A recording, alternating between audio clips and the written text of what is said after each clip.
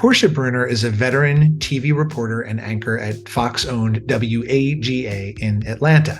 She scored an eponymous talk and lifestyle show on the station last year. That show has just returned for its second season, and it runs weekdays in Atlanta. It also runs each weeknight on Fox Soul streaming service. I'm Michael Depp, editor of TV News Check, and this is Talking TV, our weekly video podcast. Coming up, a conversation with Portia Bruner about her show, what she brings to it, and the ambition she has for it. We'll be right back with that conversation.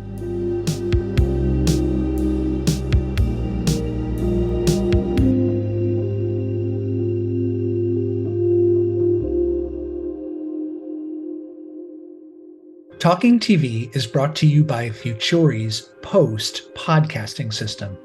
Last year, U.S. podcasting revenues grew 22% to $1.8 billion.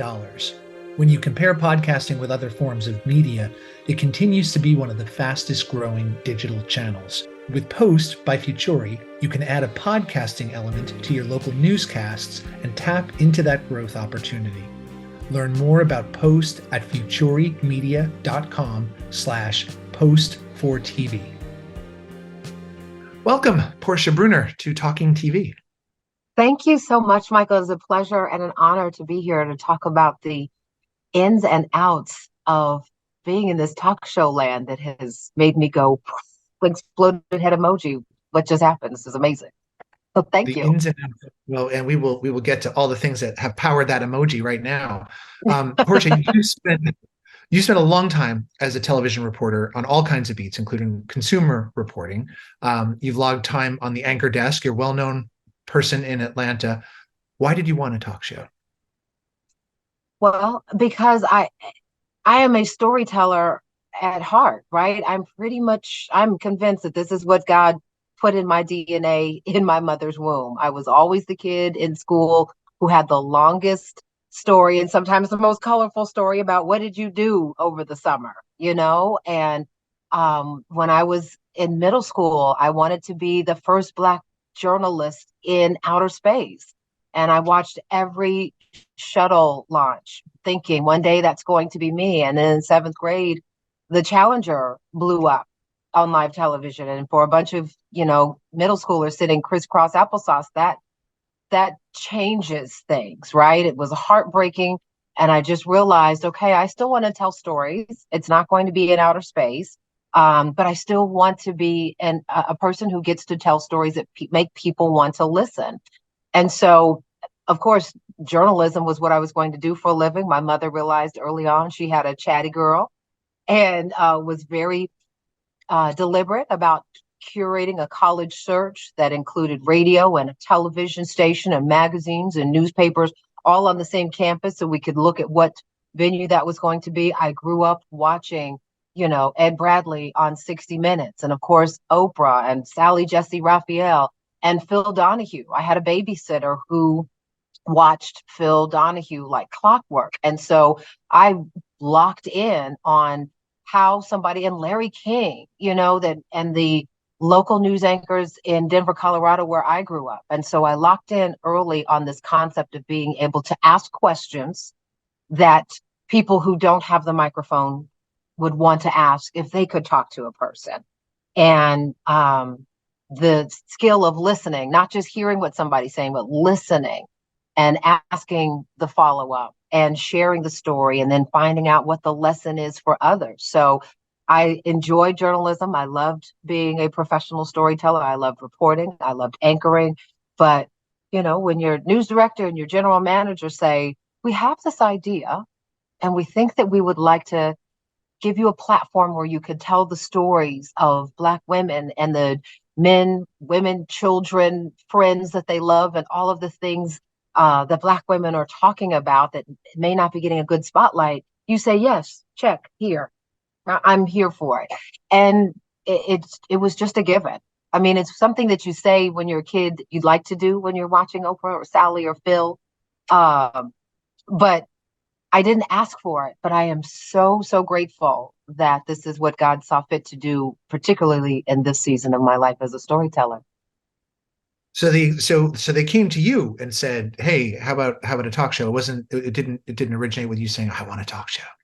I mean, yeah, on the side, you're like, gosh, I sure love a talk show. But no, I'll be honest with you, Michael, I would not have thought that I could go to a news director and a general manager as at a local news setting and say, I'd like a talk show with such a very specific target audience. I just didn't think, because there's not really this is sort of a prototype, right? So there's nothing that really looks like the way we're doing it. And I would have thought that that would have seemed arrogant to say, hey, can I have a talk show where we talk about issues that impact women?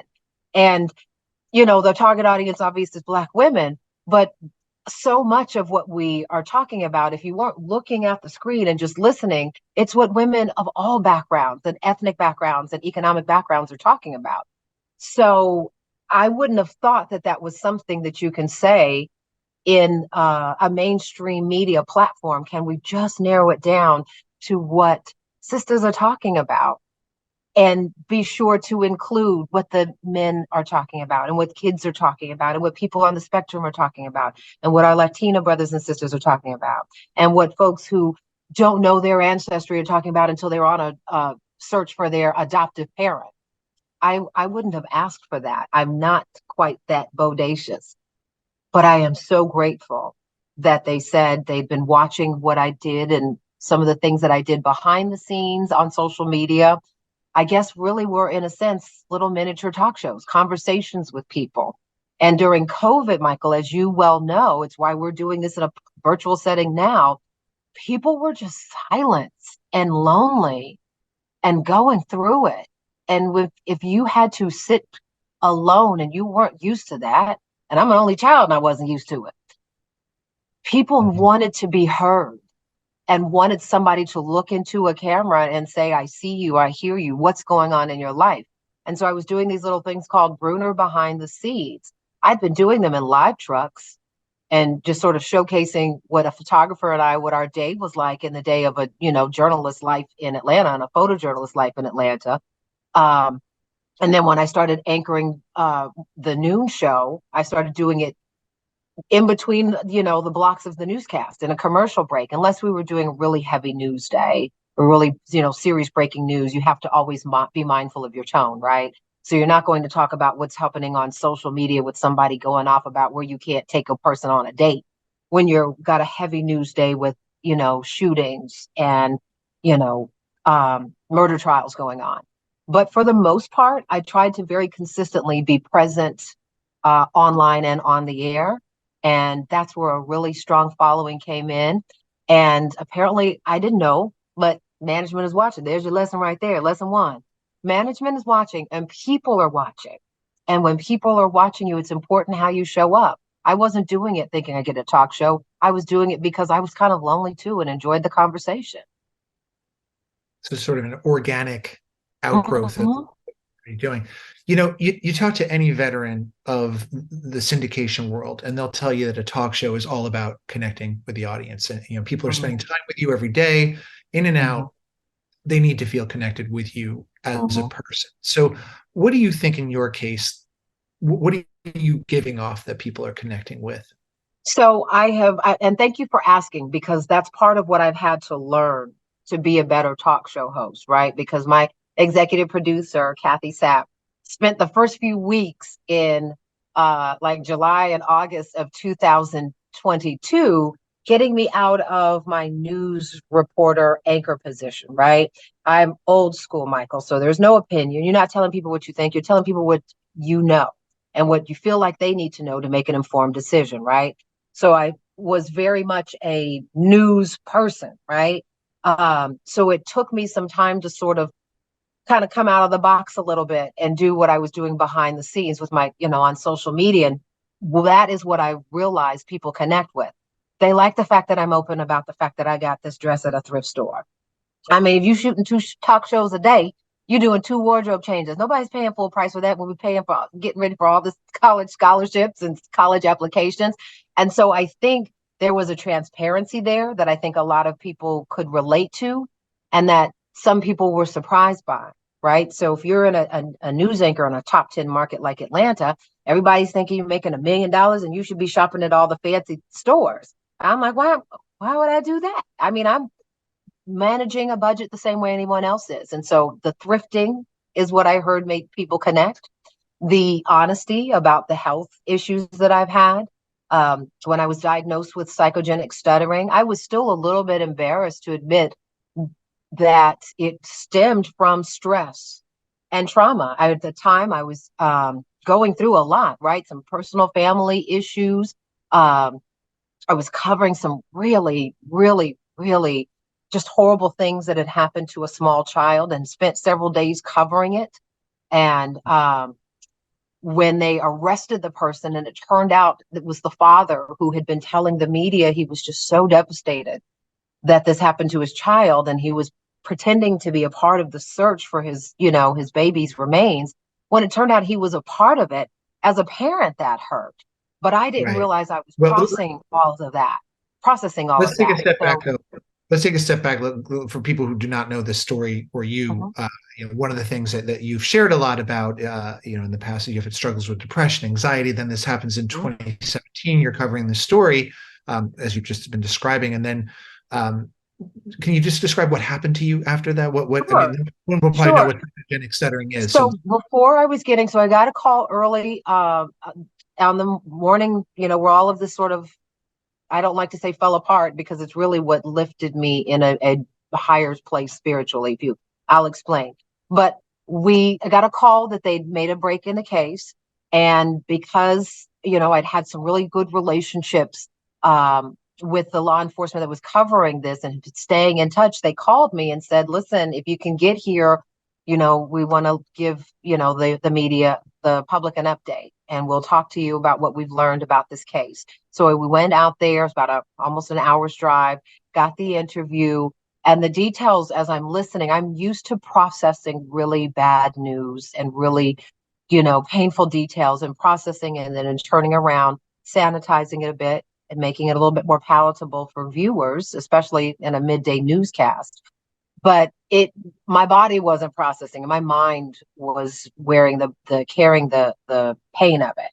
And so I started stuttering, and my face, it looked like it presented in the hospital as aphasia, right? My face is kind of pulling to the side, and I've sounded like this.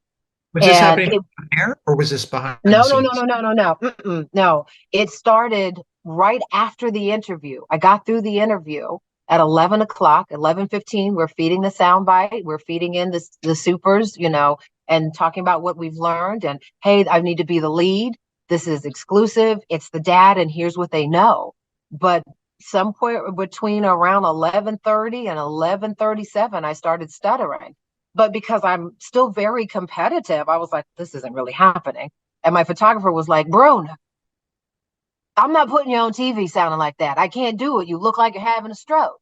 And I was like, no, no, no, no. I'm fine. Just to tell them I'll be the lead. And they were like, no, we're not doing this. So because I'm competitive, we still fed everything back. And I said, here's what you've got to say. And then the photographer took me to the hospital. And that's where we got a brain scan, and they ruled out a stroke. They ruled out everything. They ruled out an aneurysm. And a couple of days later, because I couldn't go back to work the next day, I was still stuttering. It was a neurologist and a speech pathologist, and they both just sort of concluded. They unpacked, what have you been going through? Oh, divorce. Oh, you're a co-parent now. You're not seeing your kids every day because I've got this great co-parent, and he's going to spend some time with the kids too. All of these life be lifing situations, as the kids say, had finally just sort of all crashed into each other in my brain. And a psychogenic stuttering is what they determined it was. They said, there's nothing wrong with your scans.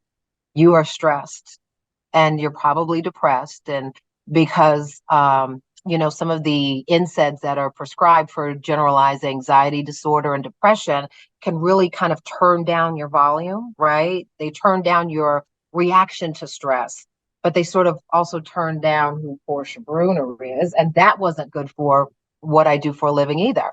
So I was going unmedicated, trying to push through stress and depression. And it's very clear, you need to learn how to meditate, you need to go back to therapy, and you need to find how to achieve equanimity and find some balance, because the stressors aren't going away, right? I'm going to keep covering the news, which means I'm going to end up covering bad situations and horrible things happening to good people. What had to change was, how are you going to react to it? And so being forthcoming about all of that is when I had a woman after our health watch reporter, medical reporter here at Fox 5 Atlanta did a story about that, and we explained it a little more concisely than we did just there. People called and said, thank you. I've been stuttering since my dad died, and I didn't realize why. I will never forget that call from a woman who said, thank you. I hadn't put the two together. And in that moment is when I realized, and I'd even said, God, if you let me speak in my normal speaking voice again, I promise I will share the testimony and I'll be honest, because we have to stop being ashamed of what stress and depression can do to you, because that was proof it really can have a physical toll. So that's one So of the things that's been cited about why people connect with me, because I'm just going to tell it like it is. this is all happened about 5 years ago. So fast Mhm. forward to now, and you're in this show. How are these experiences generally colored the way you approach hosting, or have they? They absolutely have. There's definitely, being a parent, um, you connect. Being a single woman who is dating for the first, I married my college sweetheart, right? So I was married in my 20s and for most of my 30s, and then suddenly at 40 in Atlanta, of all places, you'd mess around and now you're single. And it's, another exploded head emoji. So I've been pretty honest about what that's like. And I can relate to the women who are on the show who are going through the same, you're awkward because you've not been in this dating scene. So it makes it very easy for me to relate. In terms of the other health issues I've had, Michael, it is really weird to say that at 45, 46, you have a double tonsillectomy, right? That's something babies have. But I had to be off the air for a few weeks to deal with that. And we all understand in this business, you have to control your own narrative. If you're off the air for too long, people wonder if have you had another breakdown, or what's going on? Is she being replaced? And I'm very much trying to make sure that the narrative is always something that's clear and transparent. So I told people I had a double tonsillectomy. Oh my gosh, I was wondering why, but I'm going to go see the doctor about that. So just what we share sometimes helps people unpack their own issues. And so that helps, knowing that. That's what I like to do with my guests. Same thing when I had to have a hysterectomy, because uterine fibroids are something that we didn't talk about um, in a public arena for years, right? Because the symptoms are not something that you normally discuss in a public forum, right? But when it became very clear, a whole lot of women are dealing with uterine fibroids, Black women, white women, brown women, Asian women, and we're not talking about it. But if we were talking about it, we could have more conversations about what the alternatives are for treatment. And so now everyone's talking about it, and it normalizes these conversations that women in particular have just sort of been having quietly with their girlfriends, but didn't want to talk about it. So it makes, I think every experience that God has given me has made it into an opportunity to turn a test into a testimony, and give someone else a platform to share the version of their life experience that maybe someone can relate to. Now, this show's made in Atlanta for an Atlanta audience, but as I said at the top, it also gets daily play on Fox Soul, which is a national streaming channel. So how do you make a local show with half an eye to the fact that it's going to go out to a national audience? It's it's much easier than I would have thought, because what happens is, if you do it well at a local level and you have the bridge to Fox Soul, which gave us national eyeballs in season 1 before San Francisco and Oakland and Houston and Chicago even knew who Portia Bruner was or what we were talking about, that made it so that people wanted to have this conversation, right? You are mindful of sort of highlighting and showcasing the city where you developed your credibility and your reputation, but you just make sure that you're talking to and about women who are going through the same things that women here in Atlanta are going through, right? So if you're single and just turned 50 and still trying to figure out what dating looks like, it doesn't matter the city. It's the experience. It's the little kiki giggles that we have about what it's like when you get awkward because you don't know how to flirt without looking like But you're being thirsty. doesn't it keep you though? You can't really talk about Atlanta. You can't go on and on about things that are specific to Atlanta because, then you No, will isolate people, no, wouldn't you? you can't, but that's okay because you don't have to talk about the city to still sort of do a tip of the hat to the city. So sometimes, like I had a guest this week, we get a lot of guests who come in from Texas and from Florida. And so it's actually a nice opportunity to say, now, here in Atlanta, but there in Houston, where you guys do XYZ, PD&Q, or listen, I know, the women in San Francisco really love you because you do XYZ, PD&Q. So it really is almost sort of the olive branch, the invitation. Hey, we're talking about you too, without feeling like you've completely turned your back on Atlanta, because I don't want Atlanta to feel like we have turned our back on this city because it's expanding. We're showing people what Atlanta has to offer, right, in the television news industry and in terms of our viewers as well. But no, you can do both and balance it well. You don't shoot this in front of a live audience. You're in a studio, but there's not an audience there. And Mm-hmm. it would seem as though that's an important part of the formula ultimately for really successful national talk shows, that they have to have The that audience, interaction. yeah. How do you work around that absence? So I think one of the advantages I have is that I don't have a studio audience. I've never had a studio audience, right? But I've always had to make sure people understood why this story matters to you. And so I've always made sure that I'm asking the question that you would want me to ask, that you would want to ask if you were here. And I've always understood that people need to understand the why, right? Why are you doing the story? Why did you spend 90 seconds or 2 minutes or 3 minutes telling me this? So I am already conditioned to making sure that this is interesting to you, whether I can see you or not. I know you're there. And I know you want to know, has the bad guy been caught, right? Have they figured out what's causing this virus to spread so quickly in these schools, and how can we keep our kids safe? I'm already wired for that part as a journalist. In the studio, yeah, it's a bunch of cameras and, a small crew of people who are cheering for this show to win. And I know their parents are watching. And then I know a whole bunch of folks who I don't know are watching are really excited because when I'm in the grocery store, people are like, we're just so glad that you're talking about this. Your topics are interesting. It's not a lot of, it's they'll, fussing and fighting and dragging people. So I just try to just keep doing what we're doing.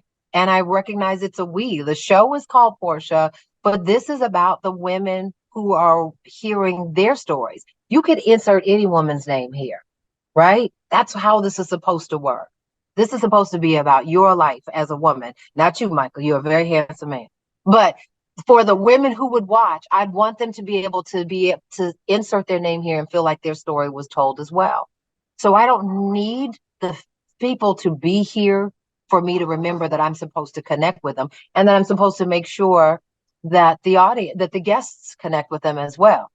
Now, I'm not gonna lie and say, well, when we get a audience full of folks, will I be moving around the way Phil and Oprah did? Absolutely. Whenever God sees fit to sort of move it into that platform. But I understand the assignment right now. So it sounds like being an anchor and a reporter was good prep, good career prep for doing Absolutely. that. I've heard that before from people who've taken over talk shows from those backgrounds, that prepares them well for it. Absolutely. And listen, just to be clear too, because Kathy Sapp, my EP, it comes from, this is what she did for years. She did daytime television. So she has really, worked with me to make sure that you understand, here's how you connect. Here's how you keep this national.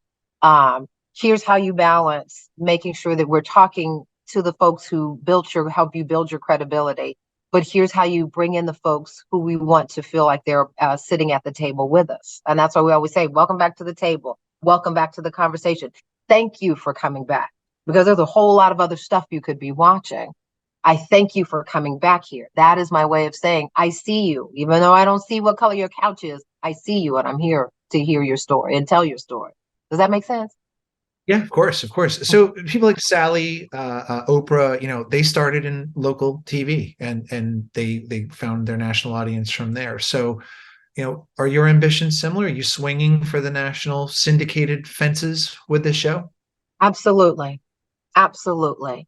Because I think when I know what I have learned from this experience, and, always figured it when I was reporting and anchoring, everyone has a story to tell.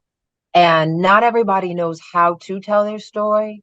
But if you help people share their story, someone else is bound to learn from it. So I would love to get into other cities. And this isn't just about, just the national syndication, right? Because it's really exciting when, my EP told me that Chicago was picking us up and Houston was picking us up, and Bay Area, San Francisco, Oakland. And when people are saying, my mama's watching in DC, and somebody texts you or puts on Facebook, hey, we're watching you in some other city where it doesn't even come on, so to speak. They're streaming, they're being intentional about going to find it. It helps you remember there are a lot more stories that I have to tell. And as you can see, I can run my mouth and I love to ask questions and I love to ask follow-up questions. So I would absolutely love to do this in this format. And I would love to do it with an audience. We started in this space really kind of that first season out of maybe the second season out of COVID, right? So it's just going to be a handful of us. So you don't have an audience manager. You can't manage for what that looks like. So you recognize, you have to build to those levels of success. When we're national, I mean, we look much better even than last season, and we're telling stories. And it doesn't always have to be celebrities. It doesn't always have to be medical. It doesn't always have to be dating. When you learn how to curate what people are talking about when they go out for brunch on Sundays or at the dinner table or in their group chats, because group chats are keeping a whole lot of women's lives together right now, right? Being able to check in with your friends and these different apps. When you have those conversations on this platform, it's bound to grow.